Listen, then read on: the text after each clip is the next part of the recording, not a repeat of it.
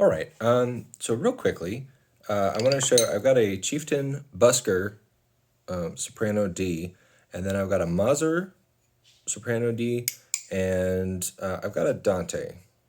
That's an older one that he made. But immediately you can see. Look at the hole sizes on the Busker compared to the others, and look at the bore size. I mean, here's the Mazur. It almost fits. It does fit within. I can actually slide this in if I wanted to, but I don't want to scratch it up too badly. So the bore size that this is of the Thunderbird, or sorry, the Busker, which the Thunderbird was the previous iteration. Phil Hardy retooled them, which I actually think the Busker is better than the old Thunderbird Soprano D, but they have similar characteristics. And then here's the B flat Busker. And then here's the B flat Thunderbird, which this is one of my favorite whistles, the Thunderbird B flat. I don't like the Busker quite as much, but I got a whole set of them, and I was curious to see what the changes were. But it's still good. But you can see the hole sizes on the B flat are much smaller, and the bore size is the same. It uses the same tubing from soprano D down to alto A. And it results in the B flat ends up being a relatively narrow bore whistle in comparison to the soprano D. The soprano D is just a massive whistle, and it plays. You got to give it a lot of air. It's really it's tougher to play in the second octave. It's got a lot of volume, which it is what if you thought of a busker whistle, an outdoor whistle that's designed to be heard. That's what this is, and I think that he's fixed some of the intonation issues that I struggled with with the Thunderbird, but it's still a harder whistle to play. So I feel like this is a more specialized instrument, which is fine. Some people really want the volume, but you want to know what you're getting into. Whereas you contrast that, if you see the Mazur whistle has kind of a similar design. They're both based on kind of the Overton Goldie style of whistle, which you can change any number of parameters on that design and get very different sounds. But I feel like the Thunderbird B flat and the Mazur D are very well matched.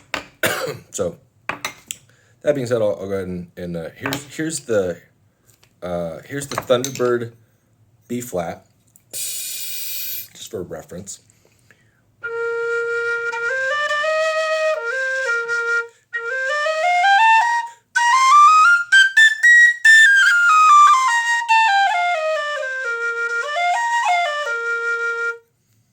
Here's the Busker B flat.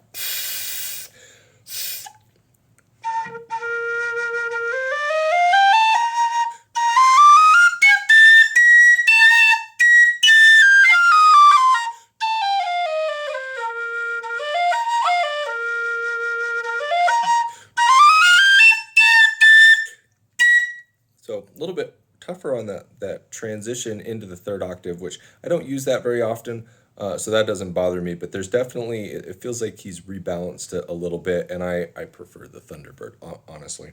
But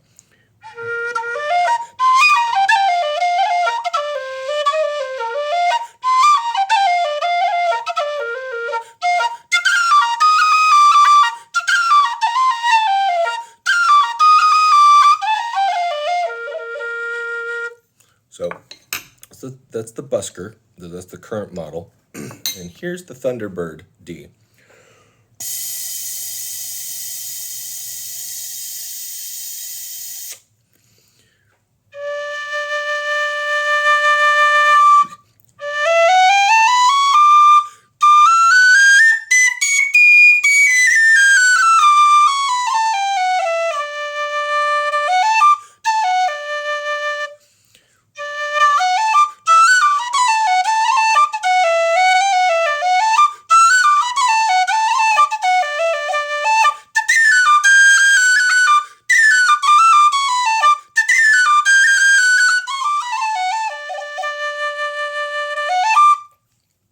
So good sound, nice tone.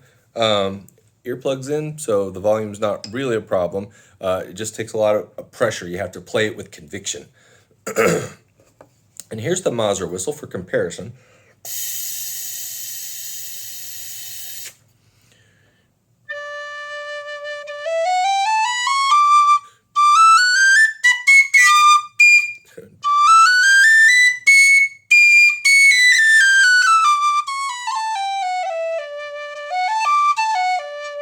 Just adjusting for the amount of breath pressure I need.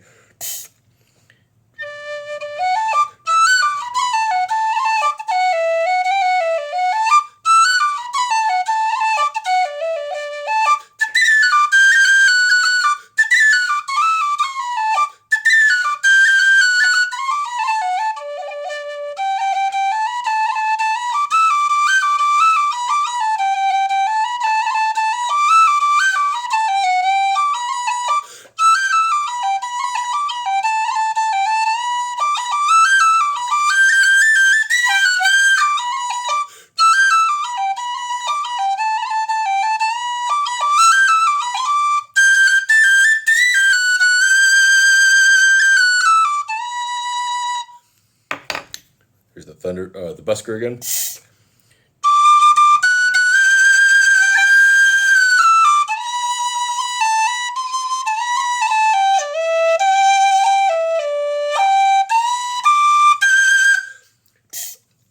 And you're asking about clogging. I can metal whistles and whistles, just about any whistle. The only whistle that I have never really, well, even that's not true. I would say carbony are the whistles that I've had the least issue with clogging. But every whistle needs to be warmed up. Even the carbonies, I've gotten some weird vibrations, but they've got the ebonite fipple blocks, and according to Rob Gandara, ebonite is hydrophilic, so it naturally the water beads up and runs off. Whistles with a metal fipple block are going to be a little bit more. You're going to need to be more careful with warming them up.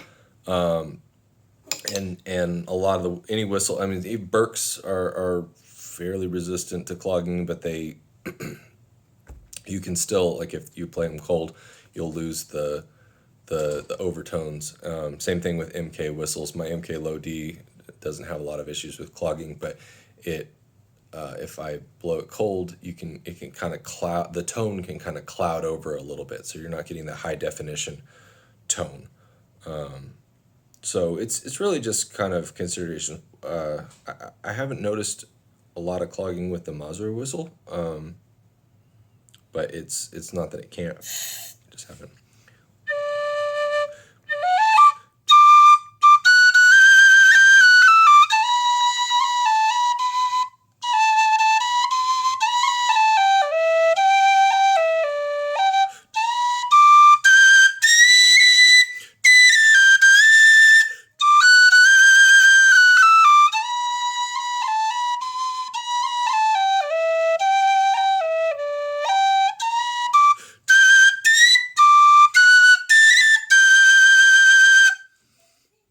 So again, not really. I don't notice much of an issue with clogging as long as they're warmed up. And if they do clog, you can just suck the moisture out of the windway or clear it. And I'm less familiar with the whole clogging issue, because as long as I can clear it and it plays pretty well, I don't really pay much attention, because I'm not performing with these. I'm not a performer. I play on my own, so it's not catastrophic if my whistle clogs up and I have to spend a second clearing it, because I'm not doing professional recordings or on stage at the time. And here's the Dante whistle. I know someone else mentioned these. I don't know exactly what the availability is. I know that the Irish Flute Store has carried some, but they were out of stock the last time I saw them. This one, he was experimenting with a different tuning slide, rather than the external one, similar to what they have on the Thunderbirds, the Chieftain Thunderbirds and Buskers. He's got this internal one, so it's a little sleeker. My main issue with this particular Dante whistle is that there's like one area where it tends to break in the second octave, and so it's like a catch, and so it's not my favorite Dante whistle. It's still good, and this is probably a good representation. But some of the Dante whistles, I know he was constantly like tweaking his designs and updating. I love my alto whistles, like my G, A. I've got an A flat. I've got an F sharp. Like right in there, I think it was the sweet spot for the whistles. The B flat was good, and the C was good, and the D is good. The F has a really great tone. I don't enjoy how it plays as much as some of the others, but I like I think it's one of my favorite low F whistle tones.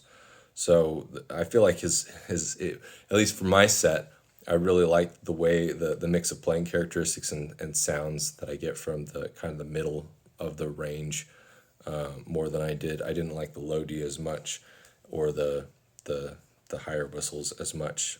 Think they get a little bit sweeter than I like. So here's the soprano D.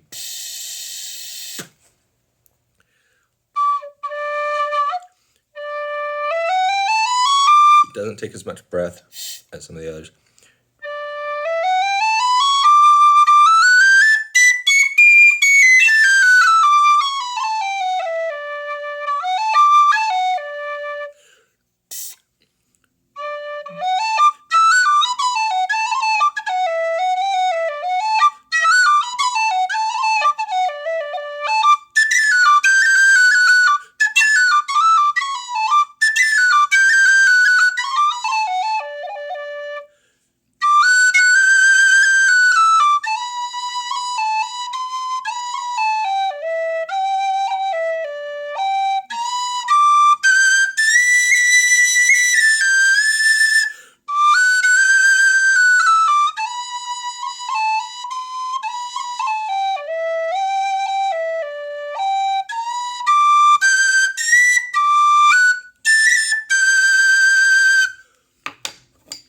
The Mazur again.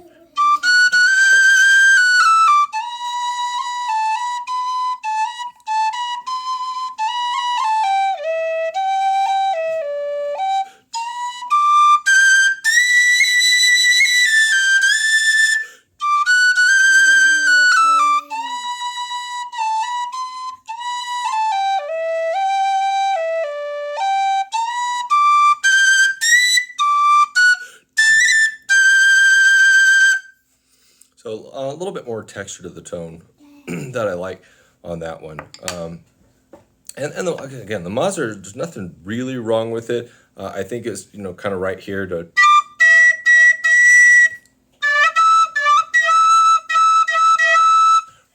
Right about there. I have a tendency, if I blow it wrong, it squawks, and so it's more of a familiarity issue. But it's like I like whistles with as few playing quirks as possible, and some whistles just respond the way I expect them to respond. And then there's some whistles where there's just areas within their range where they're just a little tricky, and it's not a big deal. But I have so many soprano D whistles that I don't really need to mess with any of them that have kind of a like any tricky spots. And I think, I'm not sure, I feel like this is probably just unique to this specific whistle, and it's not even something that I would necessarily expect the maker to catch before it guts it, because it's such a subtle thing. So I don't want to ding it, but that's the only reason that I haven't played or showcased this specific whistle more often, is because in comparison to some of the other Dante whistles I have, it's not my favorite. So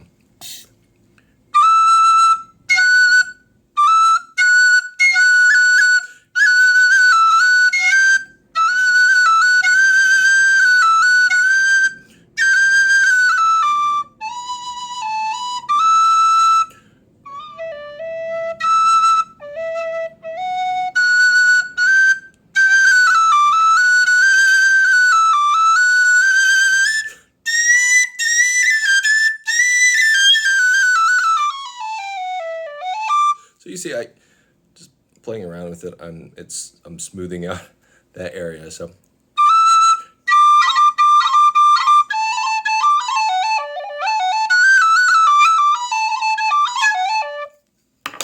Mazur.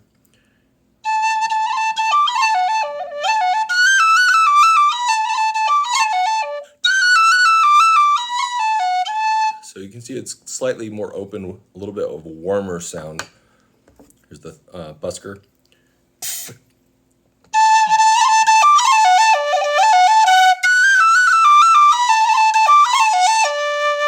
The biggest, if you want big, full first octave.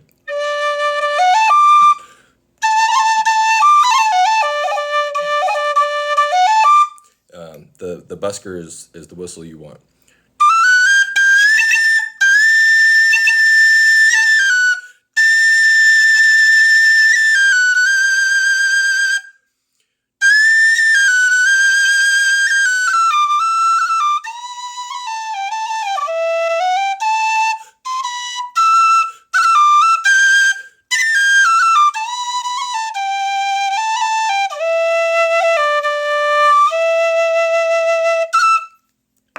So big and full, just loud and requires a lot of effort to play, like forcefully, blow it with conviction, or it'll drop it down into the second octave or the first octave again. So anyway, a little longer than I expected, but hopefully that was helpful.